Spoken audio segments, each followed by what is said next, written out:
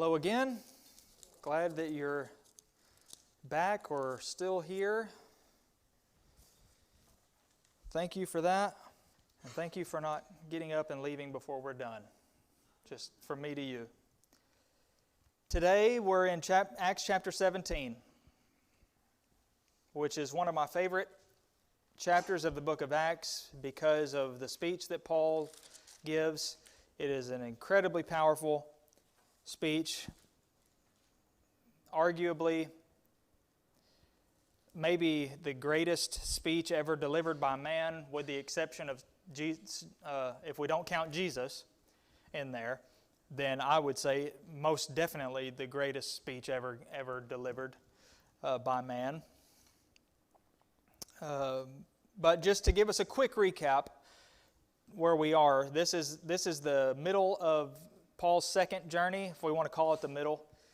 But at the end of chapter 16, Paul had received, or not the end of chapter 16, but in chapter 16, he had a night vision of a man from Macedonia, which ultimately led to them heading across the sea to European soil.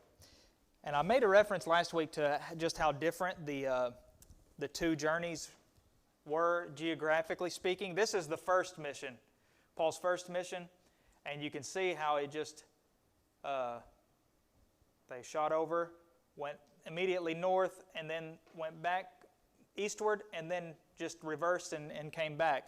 And that was it.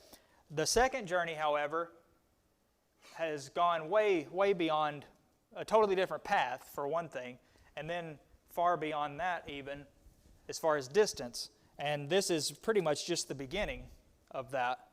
So, very much different trajectory, and now they've gone into, here's where the vision occurred, and they've come over, and we're in Philippi in chapter 16. So they converted a woman named Lydia with her whole household at the river there, met her at the river. They were arrested and thrown in prison after casting out a demon from a slave girl, verses 19 through 24. Then from in prison in Philippi, they converted one of the jailers along with his whole household. And then, after demanding that the magistrates come to them in person to answer for how illegal their actions were to them, Paul and his company there were begged to leave the city, which they did, but not before going to Lydia's house again to see the brothers and to encourage them.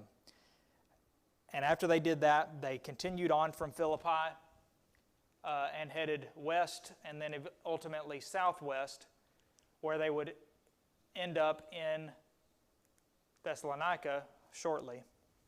So that leads us to chapter 17.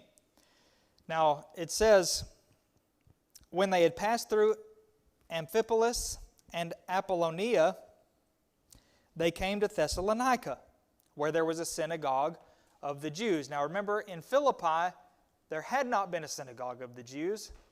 Now they've come to a city, there's Thessalonica, where that star is. There is a synagogue in Thessalonica. So that's where Paul was going to start, as he always did. Since there was a synagogue there, that's where he was going to begin his preaching or teaching. So it says Paul went in, as was his custom, and on 3 Sabbath days he reasoned with them from the Scriptures, explaining and proving that it was necessary for the Christ to suffer and to rise from the dead, and saying, this Jesus whom I proclaim to you is the Christ. Just a very brief summary of Paul's work there. So for 3 weeks, it seems, he was going to the synagogue and reasoning from the Scriptures, the Old Testament Scriptures, because that's where he needed to begin with the Jews. You know, look, let me show you that the Scriptures themselves say not that Jesus is the Christ, because the Old Testament doesn't say that anywhere. You're not going to find it. But it does say that the Christ, that what happened to Jesus was said all along by the prophets, that the Christ would suffer.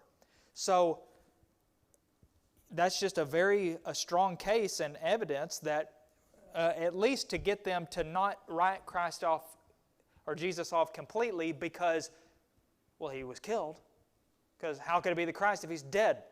Well, Paul's showing them with the Scriptures that was actually going to happen to the Christ. He was going to suffer and rise from the dead. It was necessary for the Christ to do that. So I love the language there. Anytime Luke talks about Paul reasoning, and especially this instance, reasoned with them from the Scriptures, explaining and proving.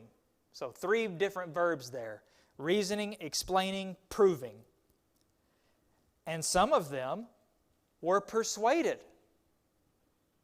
and joined Paul and Silas, as did a great many of the devout Greeks and not a few of the leading women. So sounds like a good start in Thessalonica, but not for long. I mean, it was still a good start, but the Jews, as they were wont to do, were jealous. Every time a preacher of the gospel starts making headway, the Jews are jealous, especially when it happens in the synagogue. So they started to make trouble. That was their what they always did. And how'd they do it? Well, they took some wicked men of the rabble,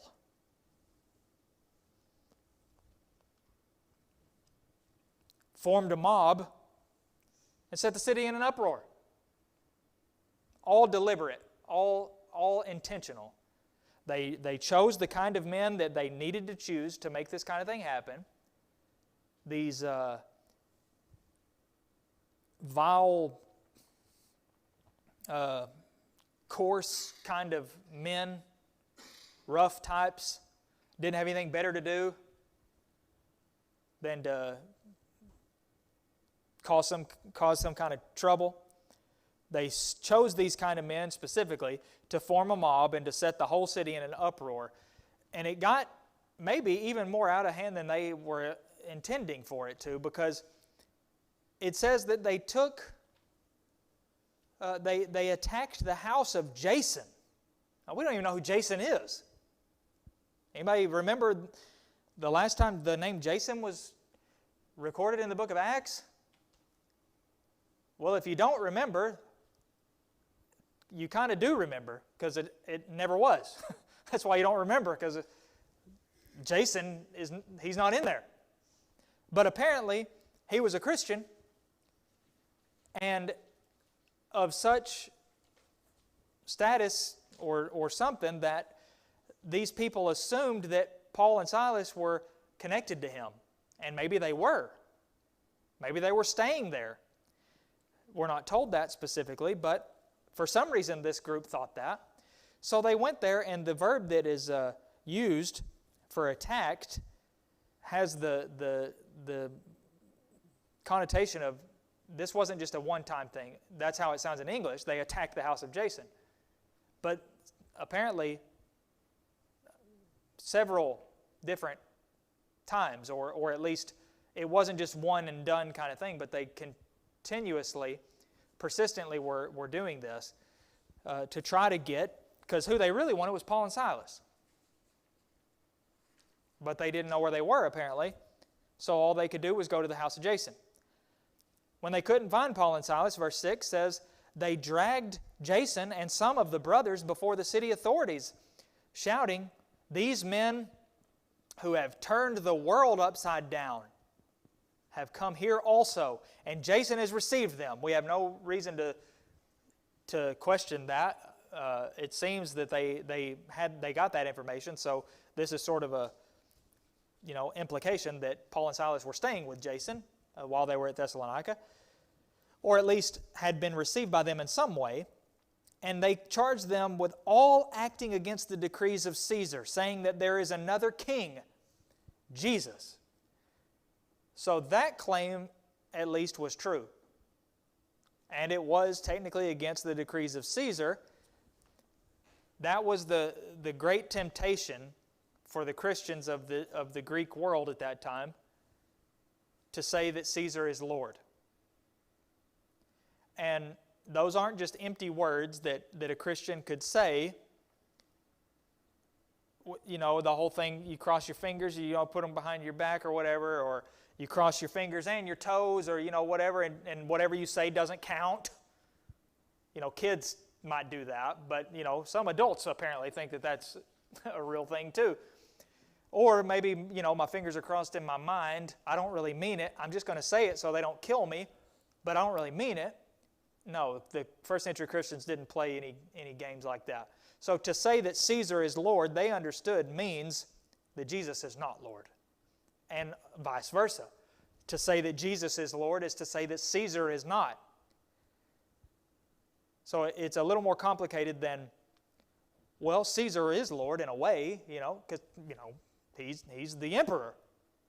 But he's not the Lord in the way that Jesus is the Lord. No, you either profess that Caesar is Lord with all the implications of that, according to the Roman law, which is basically that he's a god of sorts, or you don't. And if you don't, you're going to suffer the consequences. So that was their charge. Very similar to what they charged Jesus with. He says he's a king. You know what that means? Kings typically don't like it when other people say they're the king. And they don't ignore those things either. They're not going to ignore that. Oh, king, there's a guy over yonder, a couple towns over, he says he's the king. Oh, really? You want to bet? He won't say anything else for the rest of his life because he won't have very much of a life left. So now, they're saying these men are going around and saying that there is another king besides Caesar. They knew exactly what to say to get the attention of the highest, whatever the highest they could get was, that's what you say. But what this verse is mostly remembered for is the powerful accusation. It's not even the accusation. It's just something that they claim. This is how they designated these men. They are the ones who have turned the world upside down. They didn't say, these men have turned the world upside down. That's how I've got it highlighted there. But they just said, these men who have turned the world upside down, they're coming here and turning our world upside down. But that is an unintended compliment, because Paul and Silas and the other Christians were not turning the world upside down. They were turning the world right side up.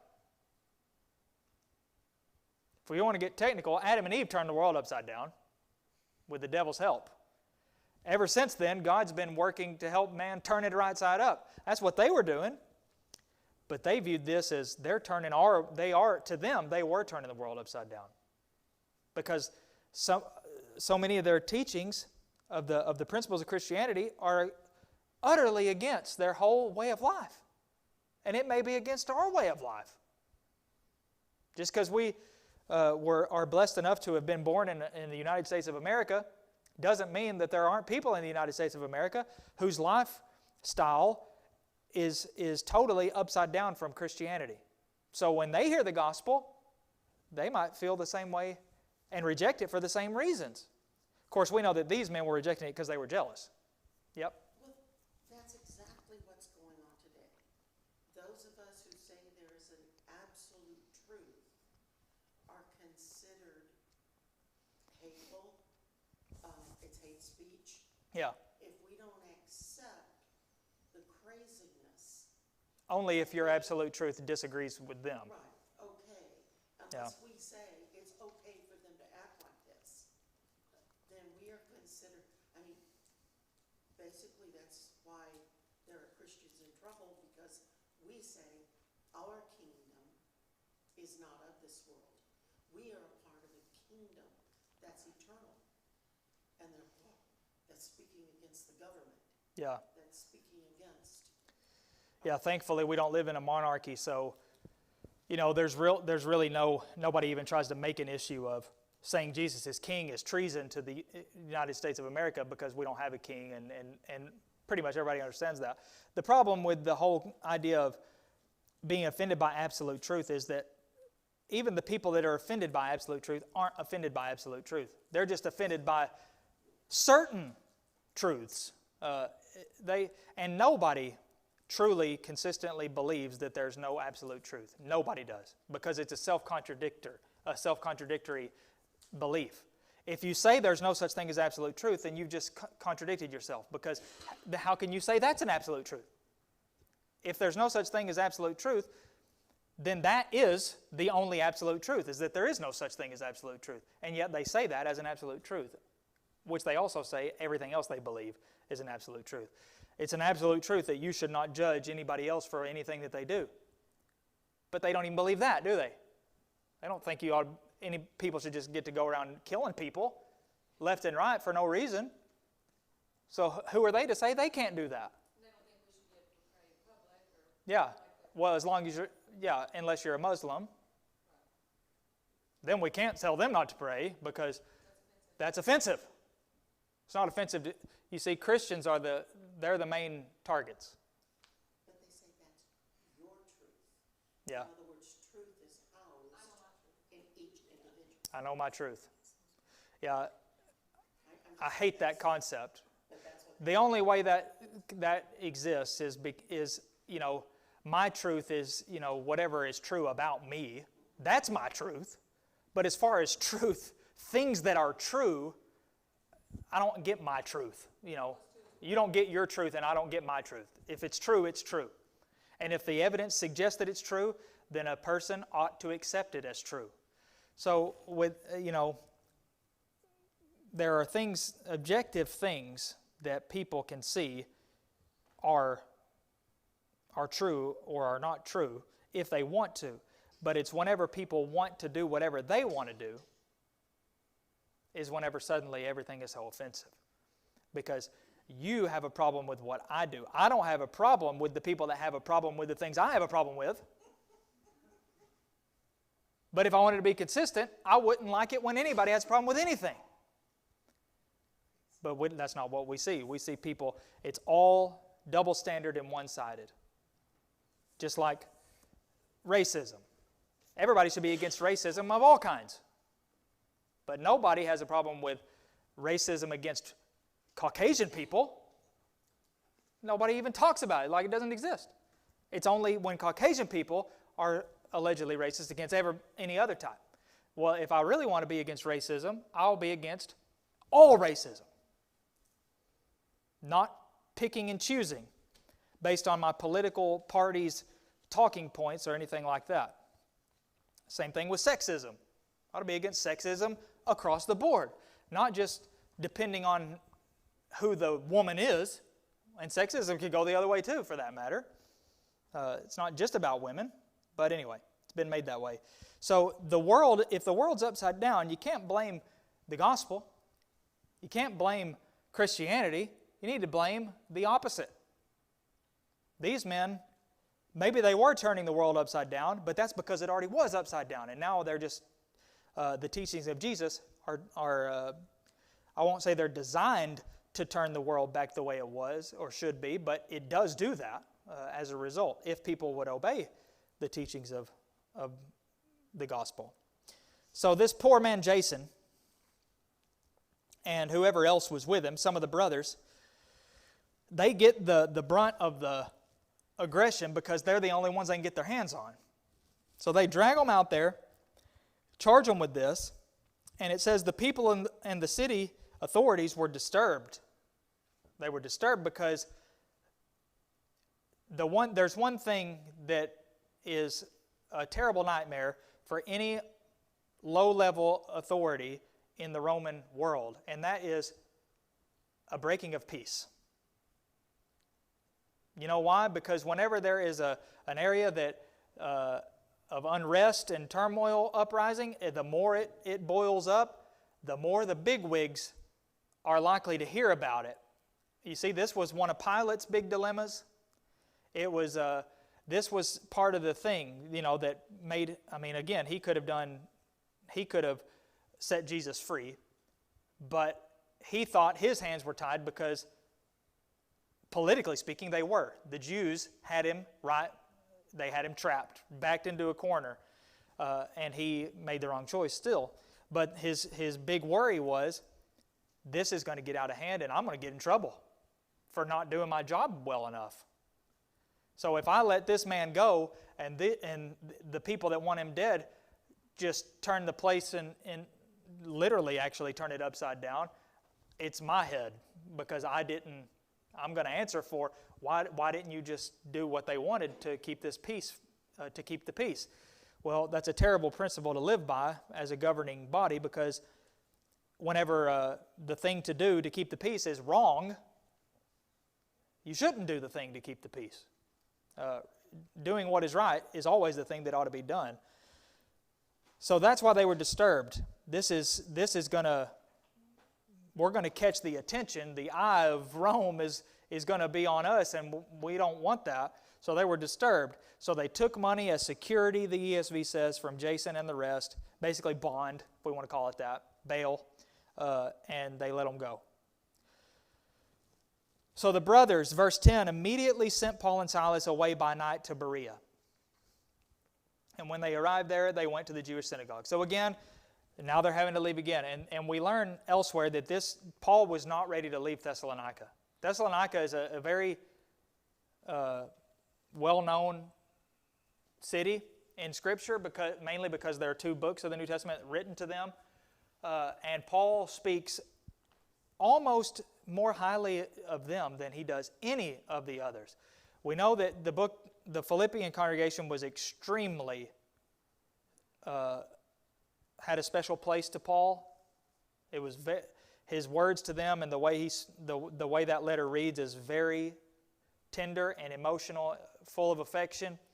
But the Thessalonians, he really built them up. I mean, their faith was, unparalleled basically in Macedonia. Everybody in Macedonia knew about them because of how their faith was and how strong their faith was, and they're spreading the gospel. He was not ready to leave them yet, but he had to. Not for the first time and not for the last. The brothers, Paul, you got to go. Ever since Paul was converted, this has been happening, hasn't it? In Damascus even. He was in Damascus, was in Damascus when he became a Christian. He started preaching, and the disciples had to sneak him out of Damascus. And he's having to be snuck out everywhere because he's turning the world upside down. And good for him, to use their words anyway. Now we go to Berea, and Luke's, not what Paul says about them, but what Luke says about them makes Acts 17:11, again, one of the most often quoted and memorable verses in the Bible, because this is where we read about the Jews there that were even more noble than those in Thessalonica. And again, if you read 1 Thessalonians 1, you'll see just how big of a compliment that is. But he tells us why this was. Incidentally, correct me if I'm wrong, but some of the English translations don't have the word Jews in there in verse 11. Is that right? Anybody's Bible not have the word Jews in verse 11? Okay, NIV doesn't, NASB doesn't. But by implication, that's who's being talked about. Not necessarily the Christians, although if they were the way that Luke describes them, they would shortly become Christians. But he's talking about the Jews to whom Paul went and taught. So these Jews were more noble than the Jews in Thessalonica. I added the second Jews there in the ESV. They received the word with all readiness of the mind, I think is what the old ASV says. Easier it says the people of Berea. Yeah, the people of Berea. Well, there's no Berea in verse 11, but Berea is from verse 10. So it's talking about the Jews in Berea, so that's why they put that there. But it's talking about the Jews. They received the word that was being preached, which they did when they were still Jews, right? They received what was being taught with all eagerness or readiness of the mind, and examining the Scriptures daily to see if the things they were being taught were true. They received the word with all readiness of the mind, examining the Scriptures daily to see if these things were so, or to see if it was actually true. That, Luke says, is why his description of what made them more noble, even more noble than those in Thessalonica. And that would be true of anybody. If they received the word with all readiness of the mind, even if it was false teaching, they showed a spirit of not just totally writing it off before they even heard it. They were ready to hear it. But then, even beyond that, to their credit, they examined the Scriptures to see if these things were so. A beautiful picture of how it should be all the time with everybody. Receiving the Word, ready to receive it, not shutting the door emotionally or spiritually or mentally, but ready to receive it and examining the Scriptures just to make sure, even though we can assume, we know that based on 1 Thessalonians 1, Paul did perform miracles in Thessalonica, so we can assume that he did it in Berea too, and yet they still examine the Scriptures just to make extra sure. I wonder what that man said, And, they probably wouldn't have had copies themselves, so they probably would have had to do that in the synagogue. Like, can we show us, from the scrolls or whatever, what, we want to see this. So it's a wonderful picture of what a sincere soul looks like. Mm-hmm. What does the word examine mean? Because he also wants us, when we're at his table, to examine ourselves. I don't think that it means you just superficially read it and go on. Do you know what I'm saying? Yeah. So what is that word there? The word basically means to discern, judge. The definition of examine is to inspect in detail, like investigate thoroughly. That's the English word. Yeah, just the word examine. That was from you all. Yeah, the Greek word translated examine there is anakrino, probably, which means to judge. And you pay attention to the detail. Yeah. Examine or question in order to pass a judicial sentence. To examine accurately or carefully. That's what it means here. Or to inquire. Yeah, they received it readily, but they didn't just, they received it in terms of hearing it presented with eagerness, but they didn't receive it into their hearts automatically. They were still eager, but not before they had confirmed it. So there's two things at play there. All which are right. Making sure that it's true before you just accept it at face value. So if they were noble for that, even whenever the preacher can perform miracles to confirm it, that was the whole point, right? But here, even in the first century, when the miracles were used to confirm it, we see people confirming it with the Scriptures. So there's a whole lot more going on there than just the summary in verse 11. That would have taken time, it would have taken lots of meditation and thought, and it would have taken a lot of personal examination and acknowledging within themselves, I need to, this is right, this is true. I see the Scriptures, I've heard what they said, and I have to, based on these two things together, I need to receive their word, receive their teaching, which means obey the gospel. Whatever they've said to do, which we know was always to repent of your sins upon that belief and confess Jesus and be immersed in water for the remission of your sins. So that's what we read in verse 12. Therefore, many of them believed. Again, believed, representing all of the things that we just mentioned. They believed, they obeyed. With not a few Greek women of high standing as well as men. Here's something interesting about this part of Paul's ministry, or this mission.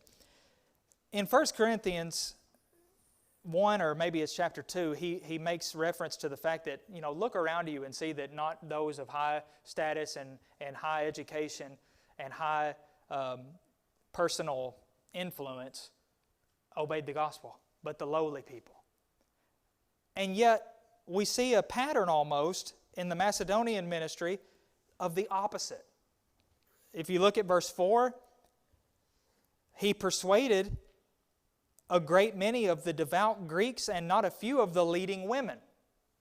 That would indicate higher class people. And again in Berea, not a few Greek women of high standing as well as men.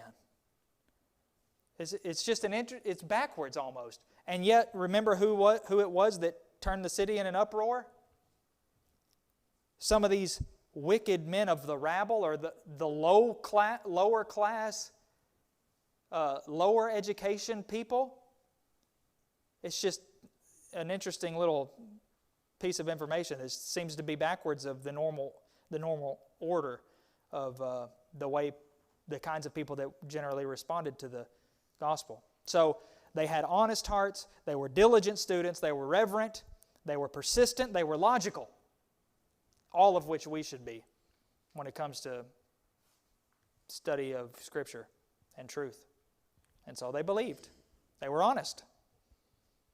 They didn't see it in the Scriptures and then say, yeah, but I'm not sure if I'm ready to accept, the logical conclusion. They accepted it with the same readiness of the mind that they received the Word in the first place. Now, guess what's going to happen next? Surprise, surprise. The Jews from Thessalonica heard about it. And they weren't having it.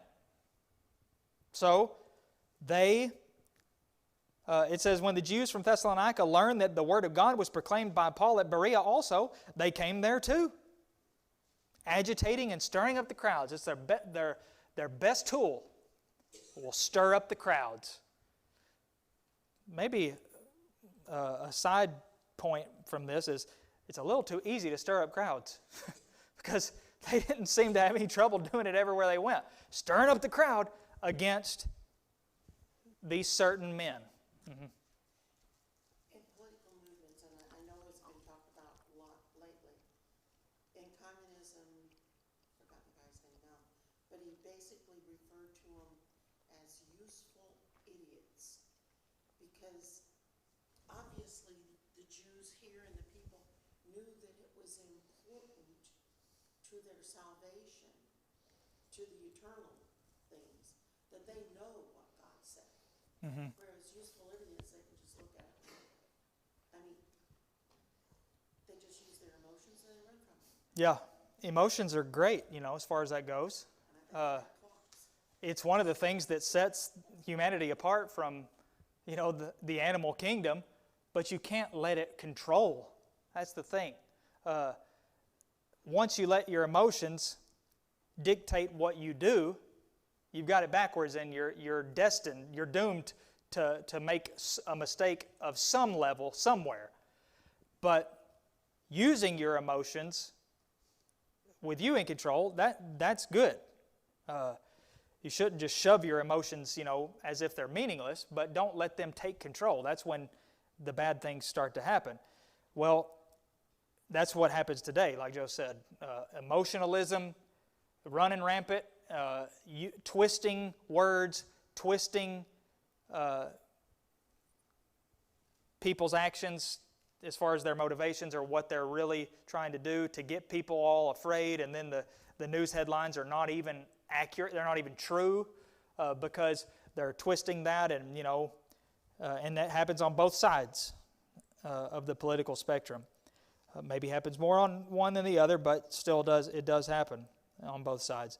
Well, we see also some people are just not happy unless they're in a fight. And so the Jews apparently were like that. They were just always wanting to stir up trouble. Didn't want to debate with Paul and Silas. Unlike the ministry of Jesus, we don't even see these Jews trying to do that first and then finally saying, all right, we just got to kill this guy because we can't defeat him in the debate sector, so we got to kill him. They just instantly were just trying to stir up people, and they did. But verse 14 says, then the brothers immediately sent Paul off on his way to the sea. Here we go again. But Silas and Timothy remained behind. And it says, verse 15, those who conducted Paul brought him as far as Athens. So on the map here, again, here's Berea, right here where this shiny dot is. They brought him to the sea, and Luke seems to indicate that the brothers there, whether they came from Thessalonica or were just Berean converts or what, went with Paul all the way to Athens. I mean, that's a pretty long way. I don't have the legend or scale or whatever on here, But that's a pretty good journey. It's way big. He went from Philippi through Amphipolis and Apollonia to Thessalonica, then to Berea. Those are pretty close together. But now, all the way by ship up under here to Athens, right here. And the brothers went with him there. And he said, eventually, to send, when they go back, tell Silas and Timothy to come immediately. So we're not told why exactly Silas and Timothy did not come with them. But some have suggested, at least William Ramsey suggested the possibility that he wanted them to remain behind to see maybe sort of like Jacob and Esau, and Rebekah said, I'll send word to you whenever he's cooled down so you can come back home. Well, maybe there was an anticipated change of leadership in that area, the magistrates, or maybe he was just going to see if it would die down a little bit, and then maybe he could come back, because like we said, Paul wasn't ready to even leave Thessalonica, and he told the Thessalonians that I wanted to come back, but I couldn't. Satan hindered me. And it may be that he's referencing the things that had fallen into or come into play at Thessalonica and Berea, not necessarily calling the opposition Satan, but just all the things that they put into action to prevent Paul from coming back. Maybe that's what he's talking about to them when he said Satan hindered me. At any rate, he wasn't going to be able to go back, because eventually he said, you tell them to come immediately. Come here to Athens. I won't be able to go back up there, so you tell them to come here to me. And the implication is that they did. Now, verse 16 tells us Paul was alone. He's waiting for them. He's in the city of Athens, a very highly educated place, had a big university type place, which with it comes lots of highly educated people. And part of their culture was they loved to sit around and talk. And not just, talk about the weather and stuff, but they'd get into some deep stuff. I kind of envy that in a way, because our culture today can't talk about anything at all unless everybody agrees in every particular. People can't talk about anything anymore. And progress, and I hate that word because of what it's come to mean, but true progress can never happen once people can't talk anymore. Can't agree to disagree. But what they loved to do was they would, sit around in the public areas and debate kind of thing, have these discussions. And Paul was going to take advantage of that. He was very well suited to fit. He could fit right. Remember Paul said, I've become all things to all men so that I might by all means save some. Paul was like a chameleon culturally. He was a Pharisee of Pharisees, of the Jews.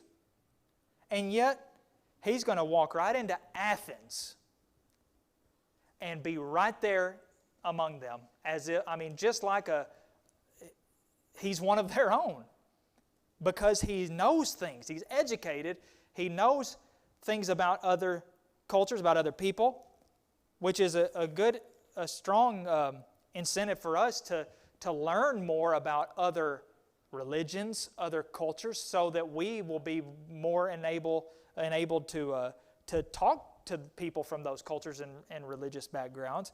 But anyway, he fit in everywhere. But he's walking around Athens, passing some time, waiting for Paul or Timothy and Silas to show up, and he gets provoked inside. He probably had every intention already of going to these public sectors and trying to, test the waters, so to speak, to see if there was a door open for the gospel, because that was always his favorite thing to find, and he usually did find it. But as he's walking around, he sees all these idols. And, my mental picture has in the past been almost like, there's this main street, like Jackson Street here. And every 50 feet, there's this, 10-foot statue of a god. I don't know if that's probably not the way it was, but there could have been, what we might picture or think of as like souvenir shops, along the main area where these people made these statues. And they could have had, 50 of them sitting there, where people could buy them. We already know that in Ephesus there was that kind of thing because they started a riot then too, later on, because Paul was ruining their business by renouncing Artemis or Diana. So maybe it was more like that instead of there was literally, a big huge statue, so often. But at any rate, he saw these idols, whether they were small and all of, similar gods or not. It provoked him inside. So he reasoned in the synagogue with the Jews. So again, there's a synagogue here, as we would expect in such a large city, and the devout persons, and in the marketplace. So you see, he was in the synagogue with the Jews. He was apparently also talking to maybe the Grecian Jews in the synagogue, but he didn't limit his ministry to that because he's also going out into the marketplace where the Greeks would gather and do their thing. So he could teach and preach anywhere. And not just teach and preach because, anybody could do that, I guess, standing up and talking and not having nothing to do with any incoming feedback. But Paul, he didn't do that. He was going back and forth. He was able to do that. Some of the Epicurean and Stoic philosophers also conversed with him. He just never ceases to amaze. Some people, though, said, "What does this babbler wish to say?" Others said, "He seems to be a preacher of foreign divinities," because he was preaching Jesus and the resurrection. See, how ironic is it? They viewed Paul as a preacher of foreign divinities, foreign gods. I didn't think a place like Athens could have foreign gods. They pretty much seemed to accept every god that you could possibly imagine. Every god that ever existed in the minds of man anyway, and any other gods that somebody might make up. They seemed to be okay with as many gods as possible. But Paul, he was saying things they didn't know about. And with this kind of group, they probably didn't hear things very often that they had never heard before. So when they hear a man coming in and saying these things, well, you've piqued our interest. Let's get this guy somewhere that he can say these things more clearly. He was preaching Jesus and the resurrection. So they took him and brought him to the Areopagus and said, "All right, we want to know about this new teaching. What are you presenting in the synagogues, in the marketplace, to all these different types of people? You bring some strange things to our ears. We wish to know, therefore, what these things mean." Now all the Athenians and the foreigners who lived there would spend their time in nothing except telling or hearing something new. See, there's the description we already talked about. They loved to have these talks, and apparently, as we might expect, those kinds of people love nothing more than something new. Yeah, and Paul was giving them that, or they had heard. So now they're going to put him up there, or I say up there. I'll go ahead and point out, even though we're going to stop here and pick up in verse 22 next week with the big speech. The Areopagus, the word Areopagus means hill of Ares. But the Greek god Ares is the Roman god Mars. See, every one of these gods, pretty much, has a Greek name and a Roman name. It's kind of like Paul and Barnabas were thought of as Zeus and Hermes, but Zeus and Hermes was, Jupiter and Mercury. One's Roman, one's Greek. The planet names are the Roman names. So, because Ares is Mars, Areopagus is sometimes referred to as the Hill of Mars or Mars Hill. You've probably heard it called that most of all. However, because of that, this has been known, verses 22 and following, it has been called Paul's Sermon on Mars Hill. Mars Hill. However, there was also a body of legislators named or called the Court of Areopagus that was sometimes simply called the Areopagus. And because of that, the Areopagus in Acts 17 could refer to either a place called the Areopagus or the court itself that met in that general area. And the evidence seems to suggest that it's actually talking about the court, not a hill at all. Because it says that he was standing in the midst of the Areopagus, and near the end it says that he went out from their midst. So there's one other indication in the middle there somewhere, I think. But the text seems to indicate that he was put not up on a rock so he could talk to all these people down below, but that he was taken to this court, this council of men to say these new things, to present to them these new strange teachings that they were accusing his teachings of being.